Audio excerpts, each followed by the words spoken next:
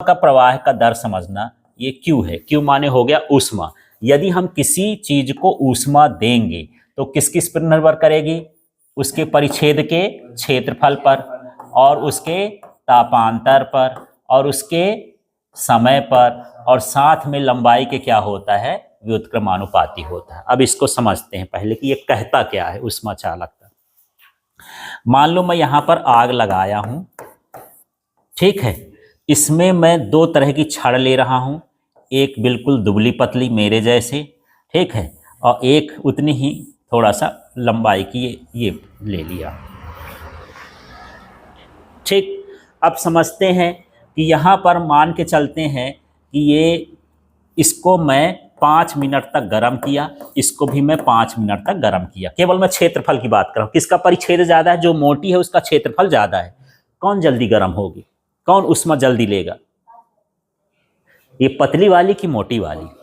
मोटी वाली में ऊष्मा का प्रवाह जल्दी होगा। मानिए यदि आप इसको गर्म कर रहे हो तो यहाँ तक ऊष्मा पहुँचने में ज़्यादा समय लगेगा और इसमें जल्दी पहुँच जाएगी ऊष्मा, है ना। इसका क्षेत्रफल ज्यादा है यार, ऐसा है, मुंह बड़ा है तो जल्दी जल्दी ऊष्मा। देखो इसमें ऊष्मा का अवशोषण छोटी जगह से हो रहा है, इसमें ऊष्मा बड़ी जगह है ना। ऐसा है कि मान लो पतली पाइप है, एक मोटी पाइप है, कौन ज्यादा पानी ले जाएगा बाहर? मोटी पाइप में ज्यादा पानी जाएगा। तो यहाँ एक समझो आग जो जा रहा है, पानी तो जा रहा है उसके भीतर, बस ये पाइप जैसे नहीं, ठीक है। तो यहाँ पर इसमें ऊष्मा का प्रवाह क्या होगा? तेज होगा, ऊष्मा जल्दी अवशोषित होगी, ठीक है। तो यहाँ पर क्षेत्रफल के क्या होता है? समानुपाती होता है। फिर देख लेते हैं, मान लो इसी तरह की दो ठो छड़ ले लिए, बराबर बराबर, लंबाई दोनों की एक जैसे है। एक को मैं 1 मिनट गर्म किया, एक को मैं 2 मिनट गर्म किया। कौन ज्यादा गर्म होगा? दो, जिसमें ज्यादा समय लगेगा, है ना, वो ज्यादा गर्म होगी। माने समय की ये क्या है? समानुपाती है। जितना ज्यादा देर तक आप गर्म करोगे उसमें उतनी ज्यादा ऊष्मा आएगी।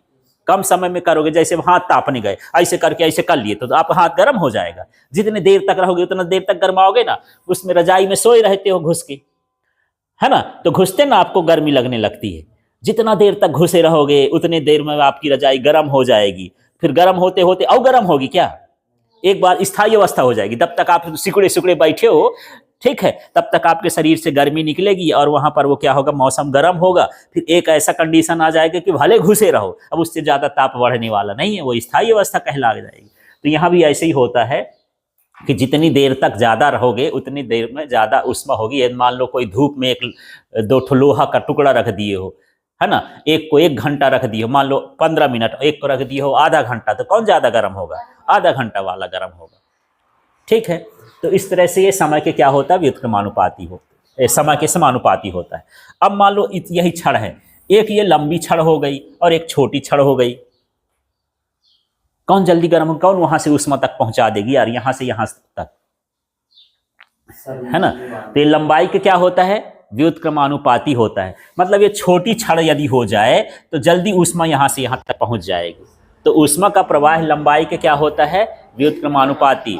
लंबाई ज्यादा तो ऊष्मा का प्रवाह कम, ठीक, और लंबाई कम तो ऊष्मा का प्रवाह क्या होता है? ज्यादा होता है। तो ये आप सब भूल जाओ, ये सूत्र बोलता है, इस सूत्र में चलते हैं अब। तो यहां पर ये समझते हैं कि चालक की स्थायी अवस्था में, चालक की कौन सी अवस्था? स्थायी अवस्था। जब वो ताप जितना बढ़ना था बढ़ गया, ऊष्मा जब स्थायी हो जाए तब की बात।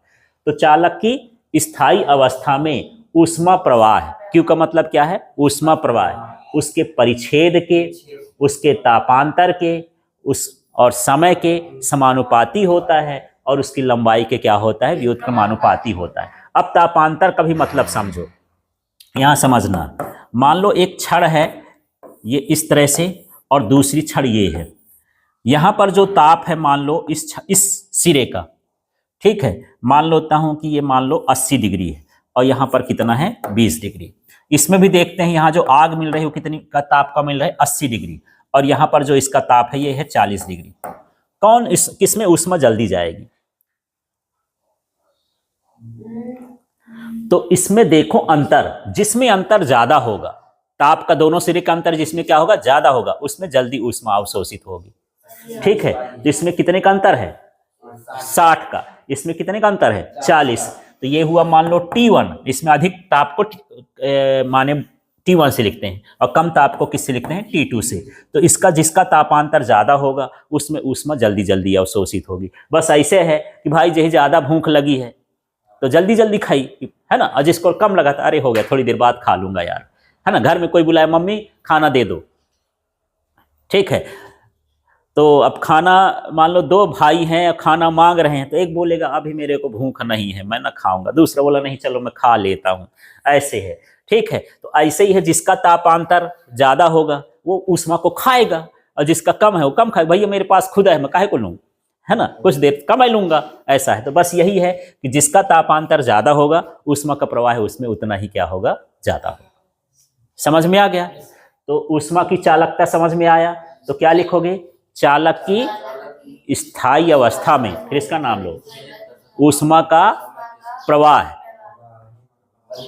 परिच्छेद के क्षेत्रफल, दोनों सिरों के तापांतर समय के समय अंतराल के समानुपाती होता है, और लंबाई के क्या होता है? व्युत्क्रमानुपाती होता है, ठीक है।